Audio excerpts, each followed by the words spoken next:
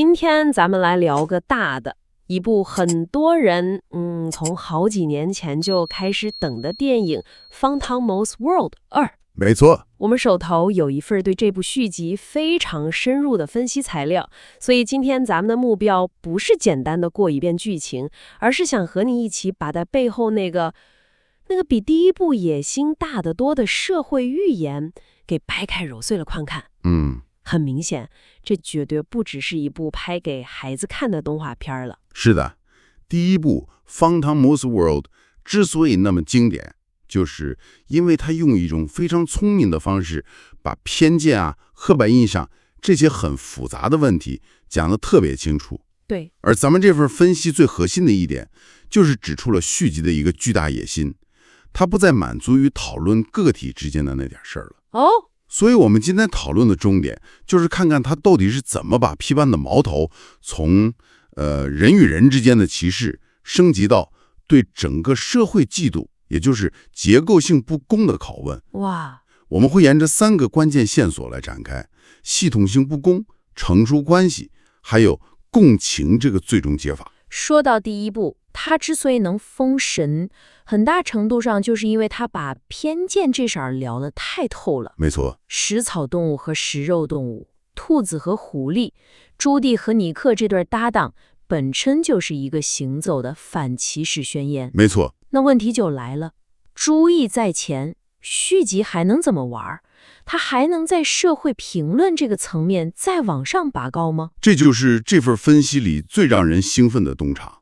他提出了一个关键的转变，续集把寓言的视角从第一部探讨的你是谁，也就是基于物种身份的歧视，扩展到了一个全新的维度，你在哪里，也就是基于地理位置和阶级差异的批判。你是谁和你在哪里，等会儿，这可不只是换个说法这么简单。对，你是谁说的是身份，好像是天生的，但你在哪里，这听起来更像是社会结构的问题，是后天被划分出来的。你一下就抓到重点了，这正是他深刻的地方。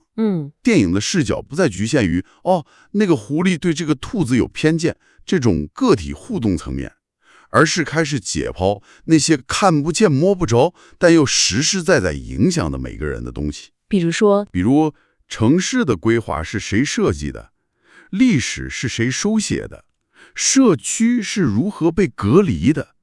他在问一个更尖锐的问题：歧视仅仅是某些人的坏心思吗？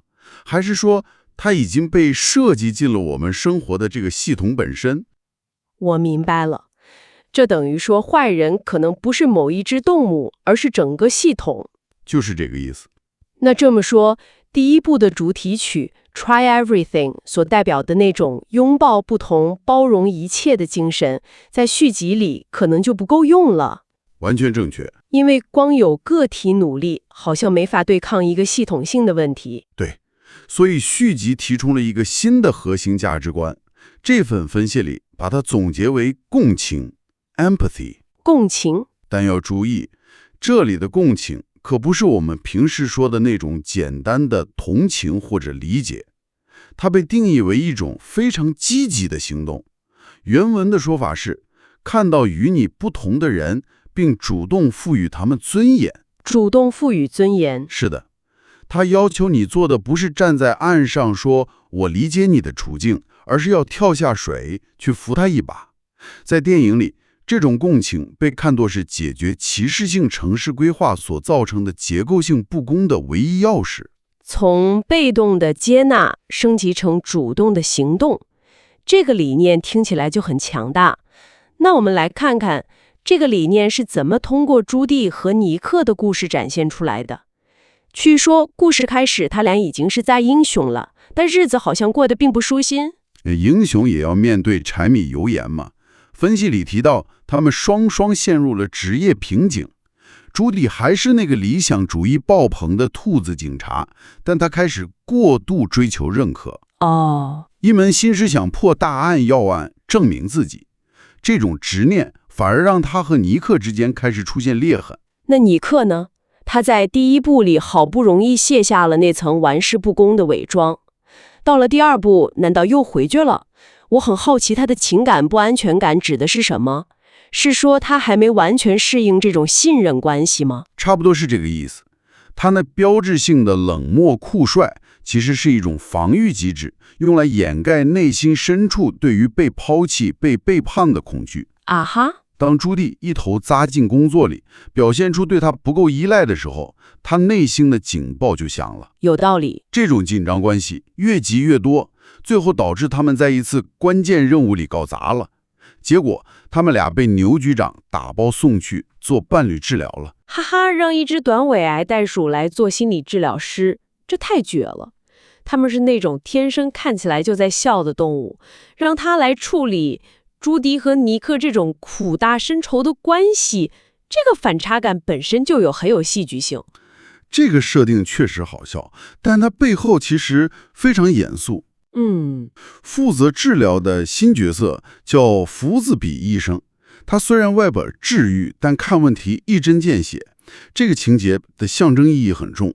分析里提到，有位主创人员曾经把朱迪和尼珀的关系直接比作拥有配偶。拥有配偶，所以这段所谓的伴侣治疗，实际上是在非常现实地探讨一个问题：任何成熟的、长期的亲密关系都是需要经营和维护的。这就打破了童话里英雄们从此幸福地生活在一起的。没错，他在告诉我们，关系是需要付出情感劳动的，出了问题也可能需要专业人士来帮忙疏导。对。就在他们俩处理这些个人情感问题的同时，一个更大的阴谋也慢慢浮现了。主线来了，他们为了追捕一条名叫加里德斯内克的歪蛇，顺便一提，配音演员是奥斯卡得主关继威。哇哦！结果意外卷入了一场揭露动物城黑暗过去的亡民之旅，而这一切的幕后黑手，竟然是动物城最古老的创始家族之一——林克斯利家族。创始家族成了反派。这就有意思了，这意味着问题出在根儿上。对，而且电影的批判性在这里就完全拉满了。分析报告里把林克斯利家族的族长梅尔顿·林克斯利直接对标了现实世界里一位极富争议的纽约城市规划师罗伯特·摩西。等下，所以你的意思是，电影里的反派在现实中居然有一个这么具体的原型？是的，这可不只是普通的艺术创作了。这个罗伯特·摩西到底是谁？他做了什么？他是20世纪中期纽约最有权势的人，人称建筑大师。我们今天看到的纽约很多高速公路、桥梁、公园都是他主导修建的。听起来还挺厉害的。但是他最大的争议在于，他把城市规划当成了一种实现阶级和种族隔离的武器。怎么说？比如，他会故意把他设计的通往海滩的桥梁建得特别低，这样公共汽车就过不去。而当时乘坐公交车的大多数是无法拥有私家车的少数族裔和穷人。我的天！他就用这种方式，把这些人永远地挡在了他规划的美好公共空间之外。用城市规划来搞歧视，这听起来就很隐蔽了，杀人不见血。没错。所以电影里林克斯利家族那个所谓的胎园区扩张计划，其实就是这个思路的翻版吧？我猜这背后肯定有更深的说法。你猜对了，在咱们的分析里，这被称为士绅化 （gentrification）。士绅化，或者说是更激进的社区清洗。这个词儿听起来有点学术，但过程很残酷。简单说，就是一个地区的有钱人越来越多，导致地价、房租、物价飞涨，最后把原来住在这里的没那么富裕的居民活活给挤了出去。电影通过这个情节，就把系统性不公这个抽象的概念变得非常具体，非常有冲击力了。那朱棣和尼克就是在调查这个士绅化阴谋的过程中发现了新的线索。是的，他们在追捕家里的过程中，偶然发现了一个在官方地图上根本不存在的社区——沼泽市场。沼泽市场，这是一个爬行动物和水生哺乳动物的聚居地。从动物城建立之初，就被整个城市的发展规划给切断和隔离了，成了一座孤岛。哇，沼泽市场，这设定可以说是这部电影社会寓言的核心了。它代表了那些被主流社会遗忘，甚至是被故意抹去的边缘群体。分析材料把它和另一个真实存在的历史案例做了对比，那就是纽约的塞内卡村。塞内卡村，这又是一个真实存在的地方？是的，19世纪中期，在今天纽约中央公园那片土地上，曾经有一个叫塞内卡村的社区。那是一个非常稳定、繁荣的黑人社区，居民拥有自己的土地、教堂和学校，这在当时是非常了不起的。但后来，纽约市政府为了修建中央公园，就以公共利益的名义强行征用了所有土地，把整个村庄夷为平地，居民被全部赶走，就这么没了。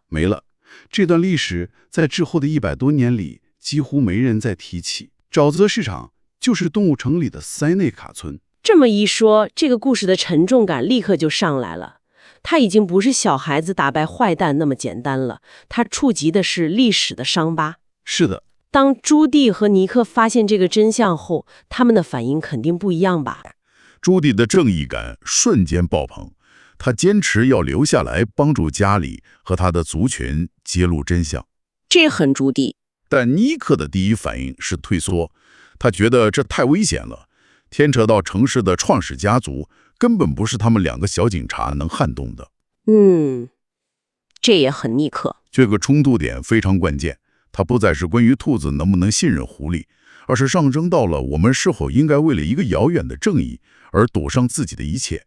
我感觉这场巨大的危机反而成了他们关系的催化剂。没错。只有在面对这种终极考验的时候，他们才不得不把内心最深处的恐惧和信念都掏出来给对方看。正是如此。分析里写道，尼克最终被朱蒂那种近乎天真的固执的道德坚持所打动，他选择留下来和他并肩作战。也正是在这个过程中，他们终于学会了如何坦诚地面对彼此。尼克不再用冷漠来掩饰恐惧，朱蒂也不再用急躁来掩盖自己的不确定感，所以他们最后的关系完成了最终的升华。根据这份材料，电影的结局，尼克拿出了朱蒂那支标志性的胡萝卜录音笔，对着他第一次完整地承认了他爱他。哇，这标志着2人的关系从最好的工作搭档正式升级为可以托付一生的伴侣。用这支胡萝卜录音笔来完成告白，这个设计太妙了。是的，这个设计的太妙了。第一部里，这支笔是揭露真相、追求公义的工具。对。到了第2部，它成了承载私人情感、坦诚爱意的信物。公与私，理想与情感，在这一刻完美的融合了。那城市阴谋的一条线呢？林克斯利家族想掩盖的仅仅是仕绅化这点事儿吗？对啊，他们费这么大劲，总不能只是为了盖个高档小区吧？肯定不止。当然不是，这就引出了另一个更深层的问题：历史修正主义。林克斯利家族不仅在搞房地产开发，他们还在篡改历史。他们把自己的祖先塑造成城市的唯一创始人，以此来巩固自己家族的正统性和权力。我明白了。但家里偷走的那本日记里记载着一个惊天秘密：动物城真正的但被彻底遗忘的创始人，其实是一位名叫艾格尼斯的女性，一位爬行动物。所以朱迪和尼克的最终胜利也不仅仅是逮捕了坏人这么简单。没那么简单，他们的胜利更重要的意义在于帮助恢复了艾格尼斯的历史地位。这个过程在社会学上有一个专门的词儿，叫恢复性正义。恢复性正义，这又是一个挺专业的词儿。具体到电影里，它指的是什么？它的核心理念是，真正的正义不仅仅是惩罚犯罪者就够了。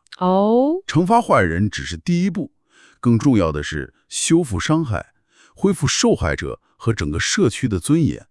在这里，就是必须把被权力阶层掩盖和扭曲的历史真相重新扶正。扶正历史。对，承认那些被排斥的群体，也就是沼泽市场的居民和他们的创始人艾格尼斯，对这个城市同样做出了贡献，他们拥有平等的权利。好了，聊到这儿，咱们今天探讨的这张蓝图已经非常清晰了。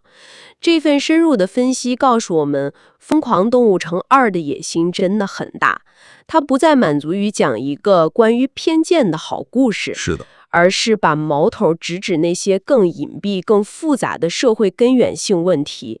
歧视是如何被悄悄地写进制度里，植入到我们生活的城市空间和我们深信不疑的历史叙事之中的。没错，而且他提出的解决方案也不是一句轻飘飘的“我们要友好相处”，而是给了2个层面的答案。